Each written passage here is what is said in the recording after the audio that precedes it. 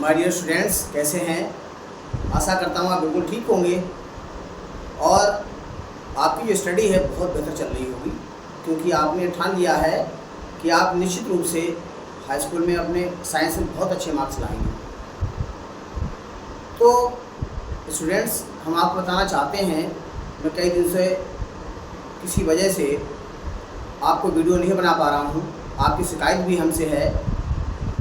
कोई नहीं, अब हम आपको आज से कंटिन्यू आपको वीडियो दिया करेंगे और आप वीडियो को डेली देखिए। डेली आप इसको जो अपने नोट्स बनाइए ताकि उसको अच्छी तरह से आप तैयार कर सकें और अच्छी तरह से एग्ज़ाम में मार्क्स ला सकें। तो 10th क्लास की जो आपकी फिजिक्स हम पढ़ा रहे हैं उसमें आपका पहला चैप्टर प्रकाश का परावर्तन और अपवर्तन चल रहा है। उसमें हमने आपको प्रकाश के परावर्तन, उसके नियम और दर्पणों के बारे में बताया और उनसे बनने वाले प्रतिबिंब के बारे में बताया। अब बात आती है अगले टॉपिक की, प्रकाश के अपवर्तन की। इसमें आपको लेंस भी हम आपको बता चुके हैं, लेंस क्या है, कितने प्रकार के हैं। अब हम बात करते हैं लेंस के अपवर्तन जो क्रिया होती है, लेंस से जो प्रतिबिंब बनते हैं वो कैसे बनते हैं, क्या प्रक्रिया होती है, उसमें हम समझेंगे सबसे पहले प्रकाश का अपवर्तन। बहुत इंपॉर्टेंट टॉपिक है, इसकी डेफिनेशन और इसके रूल्स लगभग हर वर्ष पूछे जाते हैं। अपवर्तन और परावर्तन में से उसकी परिभाषा या उसके नियम जरूर पूछे जाते हैं। तो डियर स्टूडेंट्स, बिना किसी देर किए हुए हम आज शुरू करते हैं ये अगला टॉपिक, प्रकाश का अपवर्तन।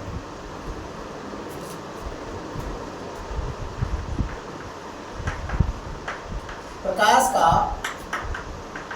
अपवर्तन, प्रकाश का अपवर्तन क्या होता है, ये बात आप समझिए। इसे अंग्रेजी में कहते हैं रिफ्रैक्शन ऑफ लाइट। प्रकाश का अपवर्तन की डेफिनेशन क्या है, मैं आपको यहाँ लिख देता हूँ। जब कोई प्रकाश एक पारदर्शी माध्यम से,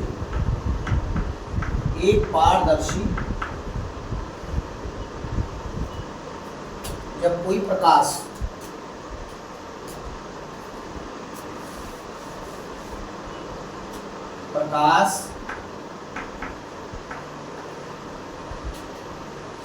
किरण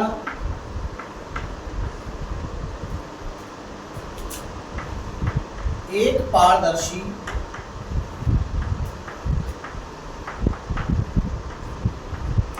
माध्यम से दूसरे पारदर्शी माध्यम में प्रवेश करती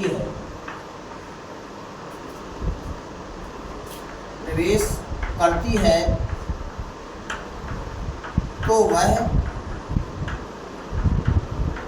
अपने मार्ग से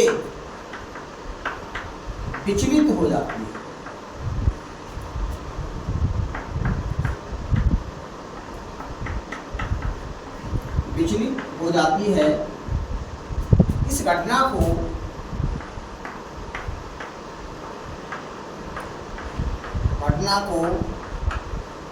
प्रकाश का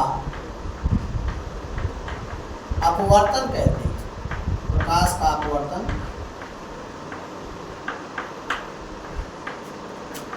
कहते हैं, ठीक है। जबकि प्रकाश की किरण क्या है, एक पारदर्शी माध्यम से दूसरे पारदर्शी माध्यम में प्रवेश करती है तो वो अपने मार्ग से विचलित हो जाती है। इस घटना को प्रकाश का अपवर्तन कहते हैं। अब पारदर्शी माध्यम क्या है, जिसमें हमें आर पार दिखाई देता है, जैसे जल है और रंगहीन कांच है, ये सब क्या है, इसमें आर पार हमें दिखाई देता है। ऐसे माध्यम में जब प्रकाश किरण जाती है तो वो सीधी नहीं जाती, बल्कि उसमें प्रवेश करने के बाद कुछ मुड़ जाती है, विचलित हो जाती है। यही घटना कहलाई प्रकाश का अपवर्तन। किस तरह से होता है देखिए, जैसे मान लीजिए क्या है, ये कांच है, एक सघन माध्यम है।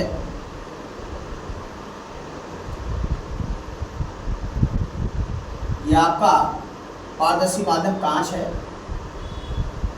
इधर क्या है, एक प्रकाश की किरण इस पर आई, टकराई, टकराने के बाद ये सीधी नहीं जाएगी बल्कि थोड़ा झुक जाएगी। ठीक होगी। यही घटना क्या कहलाएगी, प्रकाश का अपवर्तन कहलाता है। अब आप यहां देख रहे हैं जिस बिंदु भी ये आके टकराती है उससे हम क्या करते हैं, एक लंब खींच देते हैं दोनों माध्यमों में, वो आपका अविलंब कहलाता है। ये जो किरण है आपकी PQ आपतित किरण कहलाएगी और ये अपवर्तित किरण कहलाएगी। ये कोण आपका I आपतन कोण कहलाएगा, ये आपका अपवर्तन कोण R कहलाएगा। ठीक है। ये माध्यम आपका कैसा है, पारदर्शी माध्यम, इसे हम विरल माध्यम भी कह सकते हैं, विरल माध्यम। दूसरा आपका है ये सघन माध्यम। सघन माध्यम जैसे आप इसे कह सकते हो कांच। इधर विरल माध्यम का मतलब हो गया वायु। ठीक हो गया। अब आप समझ रहे हैं फिर से क्या है, ये जो आप कल देख रहे हैं ये पारदर्शी कोई माध्यम है अर्थात कांच का पृष्ठ है। जब कोई प्रकाश की किरण इस पर टकराती है तो आप देख रहे हैं कि अपने रास्ते में सीधे ना जाकर ये मुड़ गई। यही घटना क्या कहलाएगी, प्रकाश का अपवर्तन कहलाती है। जिस बिंदु पे आकर टकराती है उससे होकर के अगर हम क्या करें, एक लंब खींच दें जिसे हम कहते हैं अभिलंब। इसको हम नाम दे दें MN नाम है। ठीक। पहला माध्यम पारदर्शी माध्यम वायु जिसे हम विरल माध्यम कहते हैं। दूसरा पारदर्शी माध्यम जो कैसा है, सघन माध्यम है। ठीक है, जिसे हम कांच कह सकते हैं। अब ये विरल और सघन माध्यम क्या होते हैं, विरल माध्यम ऐसे माध्यम जिनके जो है माध्यम के कण दूर दूर होते हैं, जैसे गैस हो गई, वायु हो गई, इनके कण बहुत बहुत दूर होते हैं, इसलिए इनको क्या कहा जाता है, विरल माध्यम कहा जाता है। सघन माध्यम क्या होता है, ऐसे माध्यम जिनके कण जो है बहुत पास पास होते हैं, जैसे ठोस कांच, उसके कण आपस में चिपके हुए होते हैं। जल के अणु बिल्कुल पास पास होते हैं, तो ऐसे माध्यम को हम सघन माध्यम कहते हैं। जल जो है कांच की अपेक्षा कम सघन है। ठीक हो गया। तो इस तरह से ये प्रकाश के अपवर्तन की परिभाषा हमने आपको बताई। इसमें क्या क्या है वो हम आपको बता दें। देखिए, PQ आपकी आपतित किरण है। आपतित किरण, QR अपवर्तित किरण, अपवर्तित या वर्तित किरण भी कह सकते हो आप। अपवर्तित किरण हो गई। MN अविलंब हो गया। ठीक है। I क्या है, I जो है आपतन कोण है। R क्या है, अपवर्तन कोण है। जब अपवर्तन की क्रिया होगी तो अपवर्तन कोण होगा, परावर्तन की क्रिया होगी तो परावर्तन कोण होगा। ठीक। और ये Q जो है आपका आपतन बिंदु होगा, आपतन बिंदु। ठीक है। ये सारे पॉइंट्स आप नोट कर लीजिए और स्क्रीनशॉट भी ले सकते हैं आप। इस वीडियो को बार बार भी देख सकते हैं। डियर स्टूडेंट्स, इस वीडियो को आप जरूर देखते रहें और अपने साथियों को शेयर भी करें, क्योंकि ये ऐसा मटेरियल हिंदी मीडियम में मिलना मुश्किल होता है। तो आप जरूर सभी साथियों को शेयर करते रहिए और चैनल को सब्सक्राइब करते रहिए। ठीक है। तो ये प्रकाश का अपवर्तन आपने देखा। अब यहाँ पर आप ये देख रहे हैं कि जो प्रकाश की किरण है वो क्या होती है, वायु से जब आपकी कांच में जा रही है तो क्या हो रही है, अविलंब की ओर झुक रही है। अगर मान लीजिए ये घटना तो वायु से विरल माध्यम से सघन माध्यम जा रही है तो भी विचलन होगा, अगर सघन से विरल में जाएगी तो भी विचलन होगा। ऐसा नहीं कि विरल से सरल में जाए तभी विचलन होगा ना, सरल से विरल में भी अगर प्रकाश की किरण जाएगी तो भी वहाँ पर प्रकाश का विचलन होगा। अब ये विचलन संबंधी जो है वो नियम क्या इसके होते हैं, वो ध्यान दीजिए पहले। देखिए प्रकाश किरण का जो विचलन का संबंधी नियम है वो क्या है, वो आप देखिए।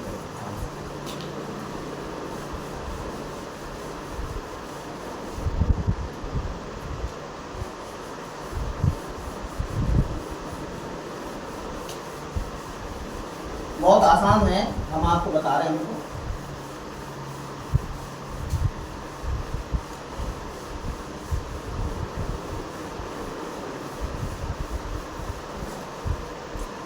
प्रकाश किरण का माध्यम संबंधी विचलन क्या है, देखिए प्रकाश किरण का के विचलन की शर्तें या इसके नियम क्या हैं, वो देखिए। अगर कोई प्रकाश की किरण इस तरह से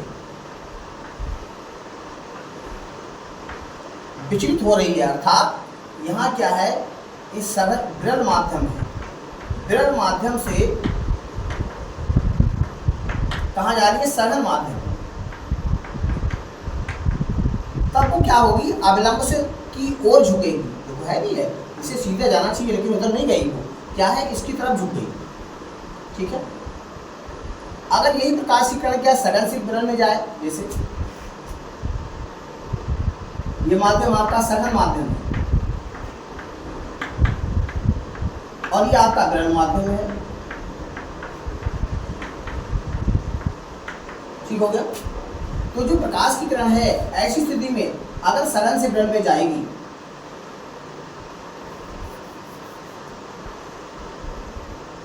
ये अविलंब हो गया, तो क्या होगा, ये अविलंब से दूर हट जाएगी इस तरह से। ठीक है, इसको सीधे जाना चाहिए था लेकिन ये विचलित हो गई, है ना। तो ये नियम इसका होता है, अगर कोई प्रकाश की किरण जो है विरल माध्यम से सघन माध्यम में प्रवेश करती है तो वो अविलंब की ओर झुकेगी और सघन माध्यम से विरल माध्यम में जाएगी तो अविलंब से दूर हटेगी। ठीक है, ये सिर्फ विचलन के नियम होते हैं। ठीक बात। अब आगे बात करते हैं इसके नियम, प्रकाश के अपवर्तन के नियम।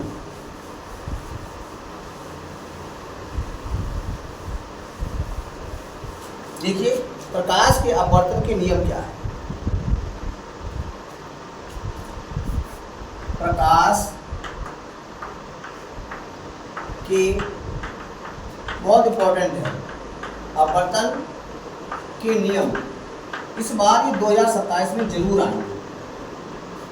इसके दो नियम हैं, कितने हैं, इसके दो नियम हैं। ठीक हो गया, कैसे नियम है, देखो आपने देखा अभी अपवर्तन की क्रिया हमने आपको समझाई।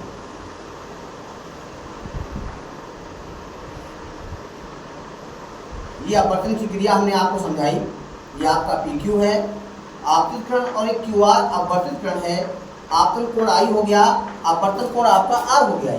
ठीक है, ये आपका विरल माध्यम, ये आपका सघन माध्यम। ठीक, अब आप देखिए यहाँ से ये आपका MN अविलंब है, तो आप देख रहे हैं कि आपतित किरण, अपवर्तित किरण और अविलंब तीनों एक ही बिंदु पर हैं। तो ये पहला नियम हो गया आपका। क्या हुआ, देखो ध्यान से, आपतित किरण, अपवर्तित किरण, अविलंब तीनों तल के एक ही बिंदु पर स्थित होते हैं। ये पहला नियम हो गया, कोई रटने की आवश्यकता ही नहीं। ठीक है, तो ये पहला नियम हुआ। दूसरा नियम क्या है, आपतन कोण के साइन I, अर्थात इस तरह से साइन I तथा अपवर्तन कोण के साइन R, यानी कि साइन R में एक निश्चित अनुपात होता है, अर्थात साइन I बटे साइन R बराबर नियतांक या नियत रख सकते हो। एक बार फिर समझ लें दूसरा नियम, आपतन कोण I के साइन I तथा अपवर्तन कोण के साइन R में एक निश्चित अनुपात होता है जिसे पहले माध्यम के सापेक्ष दूसरे माध्यम का अपवर्तनांक कहते हैं। ठीक हो गया? यानी कि साइन आई बटे साइन आर बराबर नियत। अब अपवर्तनांक की बात करते हैं। इनका जो अनुपात है इसके अपवर्तनांक के बराबर होगा। अभी हम इस नियम के बाद आपको अपवर्तनांक की परिभाषा भी बताएंगे। तो देखिए यहां से इसको लिख भी सकते हो। आपतन कोण के साइन आई तथा अपवर्तन कोण के साइन आर में एक निश्चित अनुपात होता है। निश्चित अनुपात होता है। ठीक है? अर्थात साइन आई बटे साइन आर बराबर क्या हो गया? नियत। ठीक है?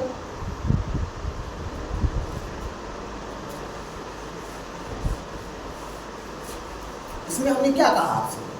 हमने कहा इस अनुपात को क्या कहते हैं? पहले माध्यम के सापेक्ष दूसरे माध्यम का अपवर्तनांक कहते हैं। इसे पहले माध्यम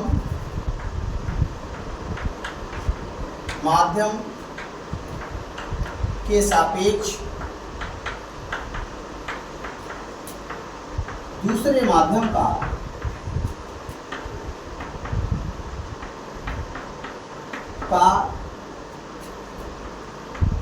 अपवर्तनांक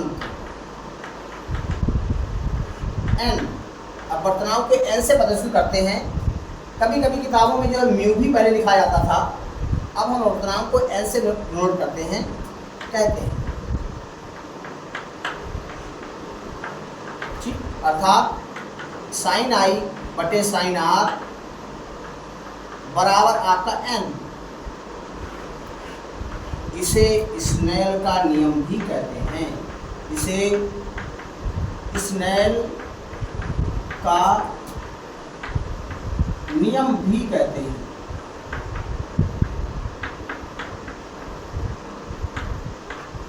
ठीक है? तो कभी आपसे पूछे कि स्नेल का नियम क्या है, अगर पेपर में आपको कुछ ना ध्यान रह जाए तो सीधे साइन आई बटे साइन आर बराबर n लिख देंगे तो भी आपको नंबर मिलेगा। 2 नंबर का होगा तो एक तो आपको मिल ही जाएगा। और वैसा है कुछ नहीं, इसमें आप क्या कर सकते हैं अच्छी तरह से। ठीक हो गया? कल हम आपको अपवर्तन को जो है प्रैक्टिकली दिखाएंगे। आप तैयार रहिए देखने के लिए। लेजर लाइट के द्वारा प्रकाश का अपवर्तन कैसे होता है ये हम आपको कल बताएंगे जरूर। अब यहाँ पे एक शब्द आया है आपका n। n क्या है? अपवर्तनांक है। अपवर्तनांक को हम परिभाषित कैसे करते हैं वो देखिए।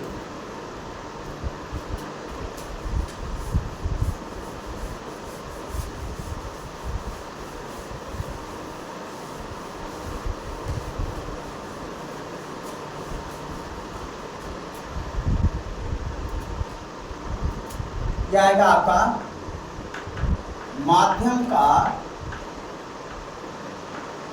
अपवर्तनांक, अर्थात उसकी परिभाषा क्या होगी? ठीक है? अपवर्तनांक की परिभाषा क्या है? वायु अथवा निर्वात में प्रकाश की चाल। निर्वात क्या होता है? ऐसा स्थान जहां पर वायु ना हो उसे हम निर्वात कहते हैं। ठीक है? निर्वात या वायु में प्रकाश की चाल जो होता है वो c होती है। तो क्या इसकी परिभाषा हुई? वायु या निर्वात में प्रकाश की चाल c तथा किसी माध्यम में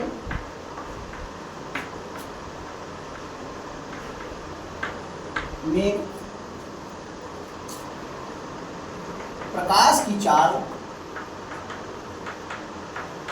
v में एक निश्चित अनुपात होता है। में अनुपात को लिख लो। में अनुपात को अपवर्तनांक n कहते हैं। ठीक है, अपवर्तनांक का सूत्र क्या हो गया? अपवर्तनांक n बराबर वायु या निर्वात में प्रकाश की चाल बटे किसमें? किसी माध्यम में, किसी माध्यम में, माध्यम आपका जल हो सकता है, कांच हो सकता है, कुछ भी हो सकता है, किसी माध्यम में प्रकाश की चाल। ठीक हो गया कि n बराबर C/V, ये आपका एक फार्मूला हो गया। ठीक है, अब इसके आप मात्रा की बात करते हैं, बहुत इंपॉर्टेंट है। अपवर्तनांक का कोई मात्रक नहीं होता, ये कई बार बोर्ड में पूछा जा चुका है। कोई मात्रक नहीं होता। ठीक है, क्यों नहीं होता? प्रकाश की चाल इसका भी मात्रा मीटर पर सेकंड होता है, माध्यम में प्रकाश की चाल ये भी मीटर पर सेकंड होता है, आपस में कट जाएंगे तो कोई भी अनुपात इसका कोई भी मात्रक नहीं बचेगा, अर्थात जो अपवर्तनांक n है उसका कोई भी मात्रक नहीं होता है। देख लीजिए, बहुत इंपॉर्टेंट है। जो चीज़ पढ़ा रहे हैं एक एक चीज़ आप याद करिए, क्योंकि पेपर में हम जो पढ़ा रहे हैं उससे कोई भी बाहर नहीं जाएगा। तो डियर स्टूडेंट्स, कल के लिए तैयार रहिए।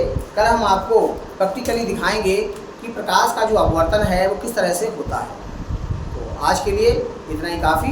हमारे चैनल को सब्सक्राइब करना ना भूलें, शेयर करना बिल्कुल ना भूलें, ताकि जो हिंदी मीडियम के कमजोर वर्ग के छात्र हैं उनको और उसका लाभ मिल सके।